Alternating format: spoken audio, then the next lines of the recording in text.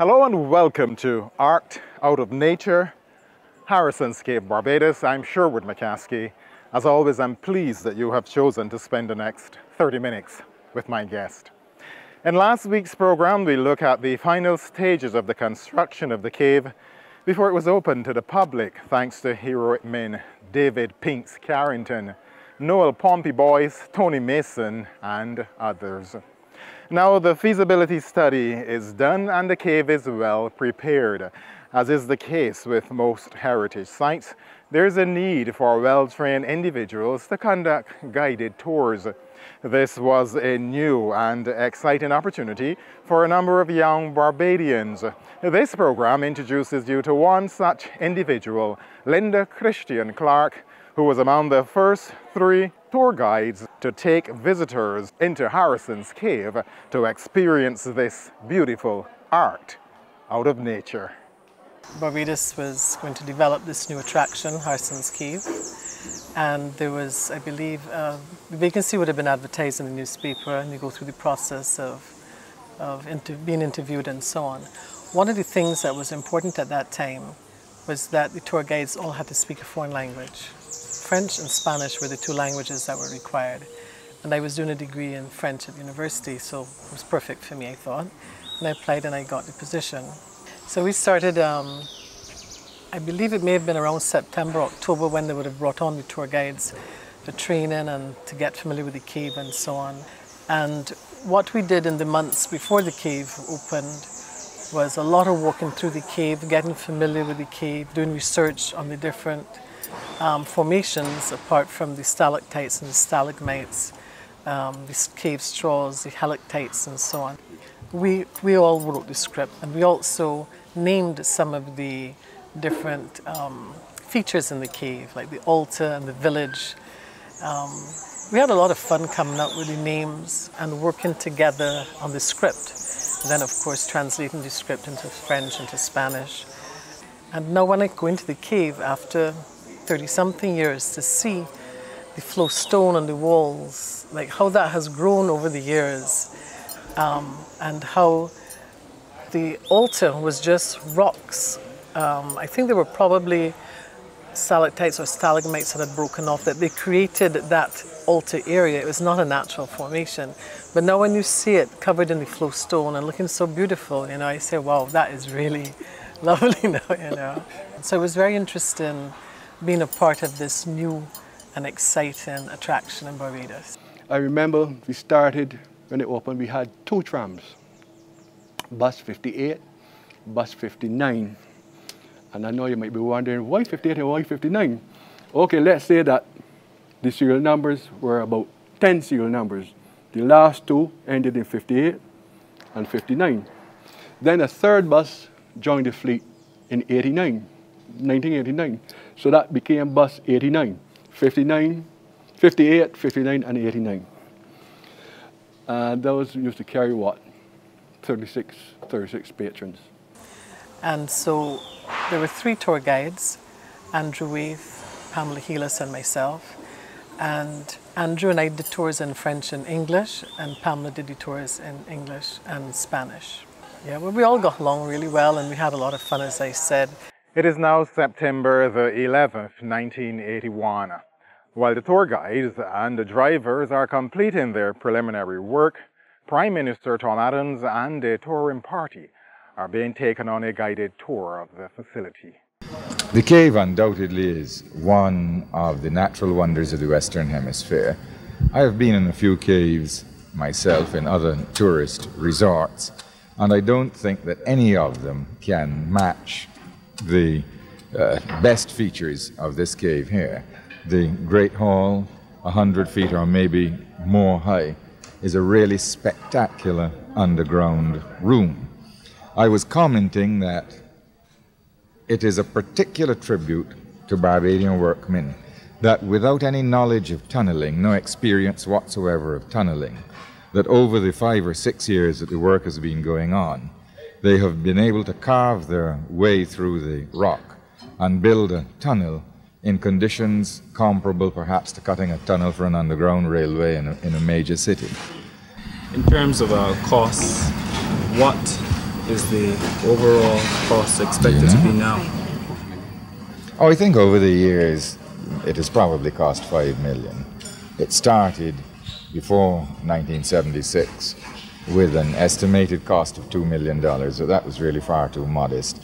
By the time we took power, virtually all the first estimate had been spent, and we have had to double it. Actually, I'm told it's about $4 million.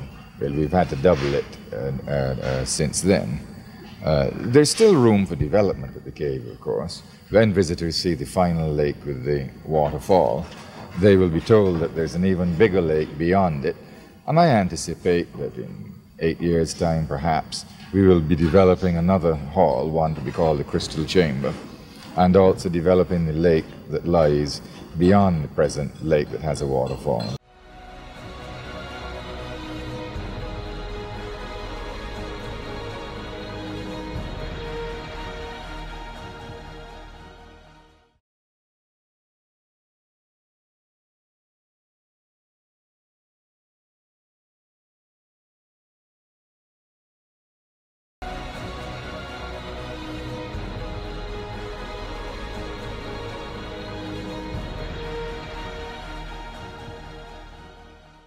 Now, the test runs have all gone well. The tour guides and the drivers are comfortable performing their new roles. Harrison's Cave and the experienced minister have finally agreed on a date. There is now heightened anticipation as the official day approaches. Yes, the day finally came for the opening of Harrison's Cave, 28th of November, 1981. Apart from its spectacular beauty, there are other, more direct benefits to be derived financially from the operation of the cave. A market survey projects that between 100 and 150,000 persons will view it each year, and the effect of this increased tourist activity in a new area will surely provide a measure of employment for Barbadians. As we are all aware that tourism is an important contributor to our economy, it must be obvious that the cave has a significant role to play in the economic life of the country. The government believes that with the increasing sophistication and complexity of the tourist industry and the escalating cost of air travel, every effort must be made to ensure that as a tourist haven, Barbados does not fall behind its leading counterpart. Consideration is at present being given to the development of Graham Hall Swamp as another island attraction, including a nature reserve and a lake development. The Haywoods project is expected to forge important bonds linking the local community and visitors through the built-in ties between the holiday village and its environment. The continued developments on the Folkestone Underwater Park and the many esplanades around the island will not only act as boosters to the tourist industry, but are also geared to provide facilities to promote the social and cultural development of Barbadians through the positive use of their leisure time. Now, this was a very interesting period in Barbados. The social and economic landscape of the island was changing at a rapid rate, and the people were beginning to see the need to have spaces for leisure and recreation. So Harrison's Cave was among the amenities now filling that void. It is interesting to note that on Independence Day 1981, the TV news reported that the cave was a very popular attraction for many Barbadians. Hundreds of Barbadians today brave the overcast skies and threatening rain to celebrate Independence Day outdoors. Many took to the beaches, while others attended picnics and other organized activities. Three of the biggest attractions were the newly opened Harrison's Cave, the Rendezvous Community Festival, and the CBC Beach Party, where hundreds were entertained by chocolate affair and nightlife, among other artists. Serenada was among them. Well, the word is getting around about this natural wonder here in Welchman Hall, St. Thomas, Barbados. Meanwhile, the work of the officers is progressing smoothly, and they all seem to be enjoying their jobs. We started with 6 guards, 3 drivers, 3 tour guides, well, office staff, I can't remember how many now. But we worked 8 hours. Sometimes if there was a need for overtime, we would work. Then we used to wear all bush jackets, keep you hot, hot, hot. With these big pockets, nothing like the uniforms that Jason and the guys wear now. Stick a pin there. Later in this program, David Carrington will tell you how they made very good use of the big pockets on the jacket. Meanwhile, Linda speaks about traveling to work and ensuring that she was always on time. Of course, she was mindful of the fact that the success of a day's operation at the cave was very much dependent on the efficient performance of each tour guide. Yeah, I used to come to work my granddad's car. It took quite a while to get here too. We had to start out early, make sure, because we had to be here. Those tours left at 9 o'clock. So if you were to be late and make your tour late, that made the whole day late as a result of that. So we really tried to be on time and make sure you were here to settle in and to be ready to start for 9 o'clock. So it was a lot of cane fields that you're driving through, a lot of pasture land, a lot of bush in some areas. But of course, it didn't have all that traffic at that time as well. Once you got past, because I was coming from the Warners area, so once you got past that area there in Wildy and so on, which was always bumper to bumper traffic, you know. Then once we got out here, though, it was so wonderful coming out into the country and just being out here for the day. Well, originally our office was the old entrance, on the old entrance to the cave, Harrison's Cave here. And it was just a little chattel building, and that's where our office was located, so to speak. I remember if we start around 8:30, 9 o'clock, between 12:30, we would do 500 people in the cave. Some days we do over 1,000 people and didn't feel it, right? Like present time now, there's 6 trams, about 8 drivers, about 8 tour guides, 6 or 8 tour guides. You know, well, I say no more. But we had it rough. We, the first drivers and tour guides, had it really, really rough. And we enjoyed it to the fullest. The tours were done, first tour was 9 o'clock in the morning and the last tour was 4 o'clock. So they were done every hour on the hour. They would probably last about 45 minutes, which would allow for time for the visitors to ask questions and so on. And also for any delays that may happen, you know. So it was a pretty tight ship that was run. There were times when the buses would break down, the trams would break down, of course, so that would push things back somewhat or, you know, cause some confusion and delays with the tours. But all in all, I thought it ran pretty smoothly. And then, you know, if somebody was ill from work, you'd pick up that slack and make sure everything was done. It was a small team, so it wasn't only the tour guides, it was the drivers. And any tips that we got, we would share half with the drivers because we were the ones more interacting with the visitors. But the drivers, of course, played a critical role. They were the ones who took us safely through that cave. So we made sure that we would always split whatever tips we got 50-50.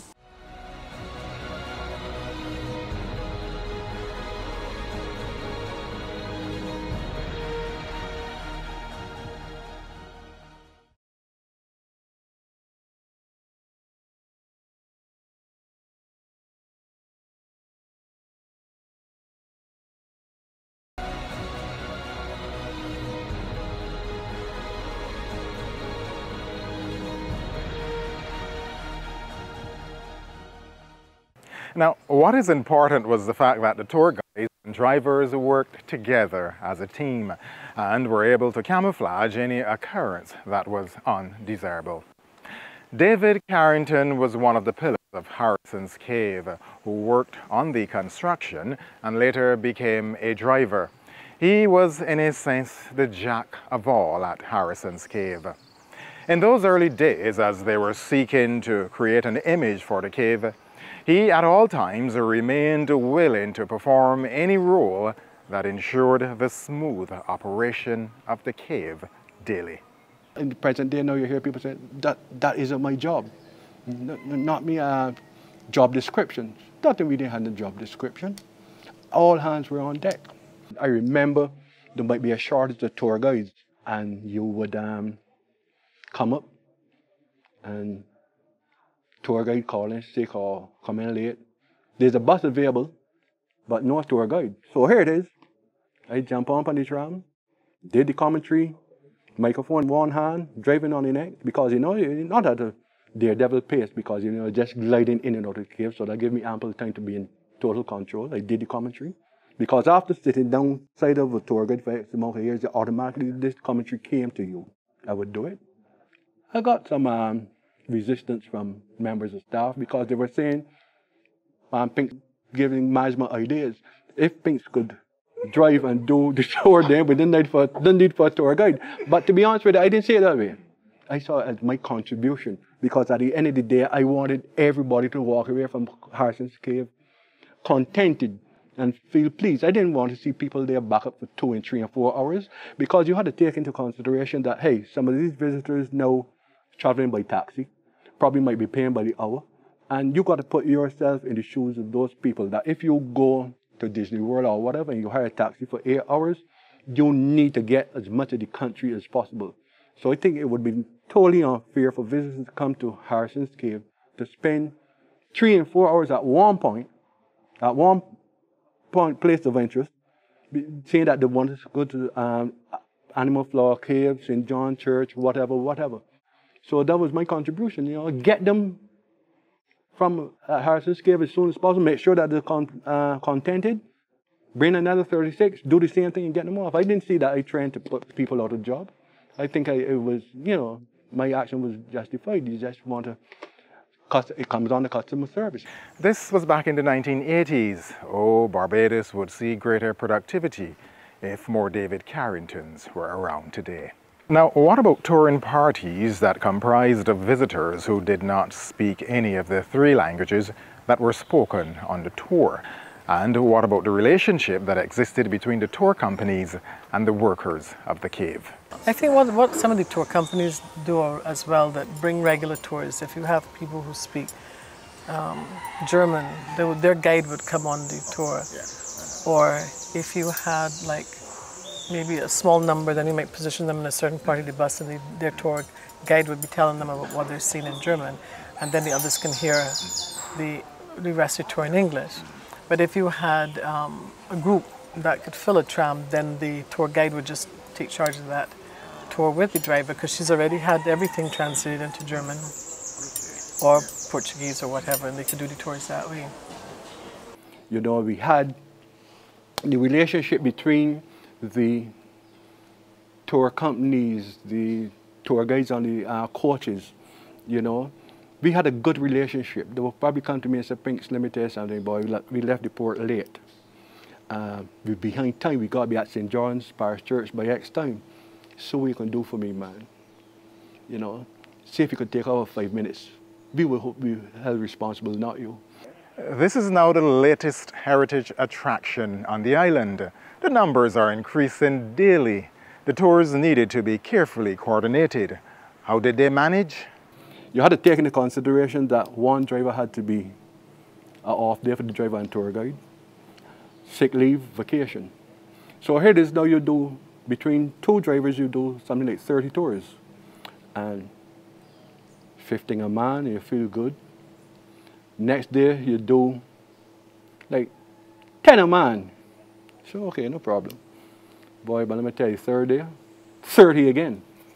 And lunch hours, whatever, was a thing of the past. Nobody at that time bothered about lunch, because getting those people from in the ticket area, that was a challenge for us. Earlier in the program, David Carrington described the uniform worn back then and noted the large pockets on the sides of the jacket. You would recall that they were so focused on ensuring that all of the visitors were taken into the cave and returned to the surface safely that they did not have time to think about a lunch hour. Though not the original intention of the designers, David now speaks about the utility of those large pockets on the driver's shirts. A fella might slip in the coffee room and take up 6 Eclipse biscuits or 8. When he get here, return the room, breakfast. I said, "Well, you got by you, man?" He said, "Man, I got some biscuits here." Eat those 4 biscuits, then I came for another 2 hours. You know, so we never bothered about a lunch hour. Because all of us, should we say in basic terms, we were fussy about the cave. You know, and we took into consideration is a service that we offer to John public. The one of its kind, first of its kind, yeah. So we had nothing to make comparisons with. You know, so we had to build the cave on our own initiative and whatever. But we'd enjoyed it. We'd enjoyed it to the fullest. With that type of relationship, you might probably meet a fellow in the Rotunda room or at Cascade Pool, you know, the 2 points of disembarkation, and you would say, like, "Richard, give me an update on how things looking." He said, "Pink's boy up there still dark." I mean, dark with the people. You know, so that used to be a challenge. And dark with people meant that there were many visitors in the arrival hall waiting to go on the tours. Perhaps this was time now for one of the drivers to stack his big pockets with more biscuits to distribute to fellow drivers, for there was no time to pause to enjoy a lunch hour. Now, Linda Christian Clark did have a few memorable moments in the cave, and interestingly enough, she was prepared for any mishaps and seemed always ready to turn an unfortunate situation into a pleasant one for the visitors. I had a tram full of people, and some of them were elderly. And so what we did, we broke into 2 groups. So the driver took some, and I took some, and we did a walking tour out of the cave. And we just took our time and we chatted with the people. I was with the older people who were slower, just pointing out things to them as we went through the cave, you know, other formations that then you have an opportunity to really see close up firsthand, especially when you get to Twin Falls where all the cave straws are in that area. It was so pretty. And we took our time and we just walked them out. And even though it was a little difficult, especially that stretch when you're first coming into the cave, that's quite a gradient there.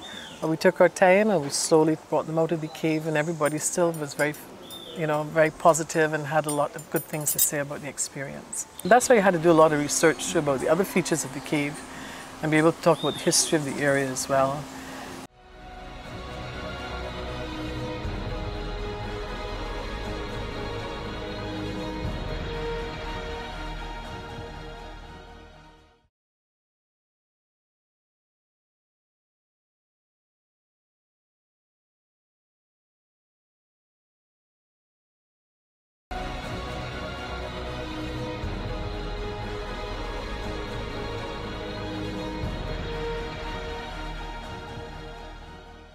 Quick thinking and responsive tour guides who understood that they were responsible not only for the safety of every member on the touring party, but were also expected to reassure them that all would be well in the unlikely event of the unexpected happening.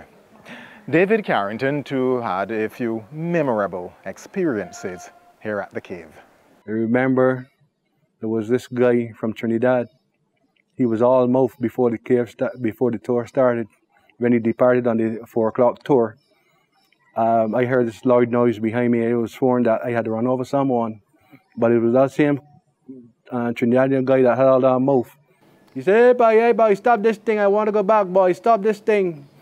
Even the tour guide couldn't even catch him going back through the tunnel, man. So to answer your question, it is the adults most that would be a bit scared, claustrophobic, but you know, just like me when I started in the cave in my early 20s, the young and the restless, you know, nothing can happen. You'll go and go again, and whatever, you know. But I guess as you get older, I remember 1 or 2 young ladies would come up to me and say, "Hi, David, what's up?" I say, "Cool." Now it's very easy to remember the guy that took you down the cave, and she said, "I know you can't remember me, but when I was in infants here at St. Mary's, you came in the cave, yes, and I was saying next to you, meet my daughter." And the girl daughter is 12 and 30. I said, "Well, Binks, what you do about the people place?" Oh boy, but you know, all those made my days happy. Contributed to my happy days at Harrison's Cave, man. I enjoyed it to the fullest. I would never forget Harrison's Cave. We had the ups and downs, but at the end of the day, you know, I guess that's what the world made of. There was one I had with a group. It was, I don't know, it was a particularly busy time. And for some reason, the tour was overbooked. And these people were like determined that they were getting on a particular tour. And got quite heated, you know. Of course, really tour guides kept out of that. That was in our domain.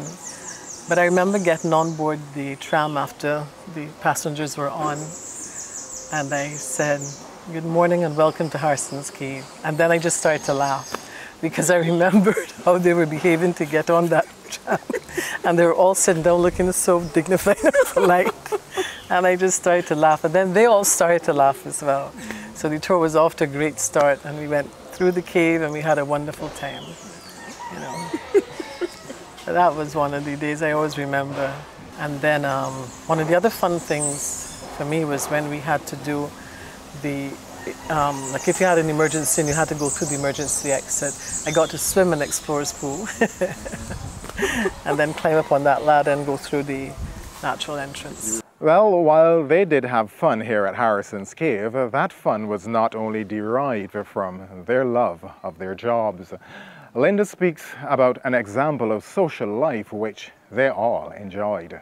And sometimes after work we might get together, the staff, and we'd have rum punch if it was Christmas, you know. So even that, those little limes together, or pudding and sauce on the weekend, you know, from somebody in the area who'd make the pudding and sauce, and we'd buy it from that person. And then there was a little restaurant here as well. Was there anything that peeved Linda while she worked here? Well, what used to really aggravate me are people who would want to try to break off a piece to take home for souvenir, you know. And I'm glad that's why they have really strict laws about that type of thing. Because people, curiosity, they want to touch it, but they don't realize that when you touch the formations too, you're leaving oils from your skin on them that can, you know, damage the growth in the formations. Now, David Carrington is truly a satisfied man who has given his service to Harrison's Cave, and the cave in turn has invested in him. We were exposed to a lot of training as well. Not in the early stages, but later on, we were able then to implement, you know, what we learned from those seminars and different things with customer care and meeting public and greeting and whatever. We went up to the Columbia ice fields there in the Rocky Mountains. I went to the UK. These buses now that they are using now, I said we, that they are using now. I went up the mechanic and we made the test runs, made sure that the turning radius was okay, and different things. That was another good experience, great experience. I enjoyed it fully. There's absolutely no doubt that Linda enjoyed her time here at Harrison's Cave, as she made a sterling contribution and left a lasting impression on the lives of many individuals she came into contact with. It was a wonderful, wonderful opportunity to work here. And also too, it started really my interest in working in tourism, interacting with people. And so every time I come back here, you know, if there are people, some of the drivers like David, I used to work with him all those years ago. So it's really great when you come back and you see faces from way back when, you know, some of the staff we used to work around as well, maintenance and so on. It's good to see those familiar faces when you come back. But after 39 years, I say to call it quits, man. I think that it definitely made my contribution. 39 years at Harrison's Cave. You know, because the cave became mine. I was part of the cave part of me. When I conducted my last tour, I got off the tram. I purposely did a donut, as you know, around the roundabout, to the applause, you know, the thing, because the tour guide had mentioned that after 39 years, this is David's last tour. Boy, and I went to the tunnel, looked down the tunnel, then the memories came back. I must admit, a few tears came, but that's expected. There's only one regret, though, that, you know, a lot of us that work to make Harrison's Cave what it is, you know, I think we were treated with scant respect. I mean, there isn't no evidence of our presence over the years. I had suggested to management sometimes that they should probably need a museum or something. I think it's about time that management now, before the older folks go on, tap into their memories, tap into their brain, and create some history. Don't like years ago you want to reopen, then you got to be looking for information and scrambling here and scrambling that. Use it now that you have it. A very good piece of advice, the management of the cave. There you have it. One of the first tour guides, Linda Christian Clark, and one of the first drivers, David Pinks Carrington, sharing their experiences of the very early days of operation here at Harrison's Cave. This has been Arced Out of Nature, Harrison's Cave, Barbados. I'm Sherwood McCaskey. Do join us next week at the same time when architect and project manager Steve Devenish puts the cave's most recent redevelopment in perspective. Goodbye for now.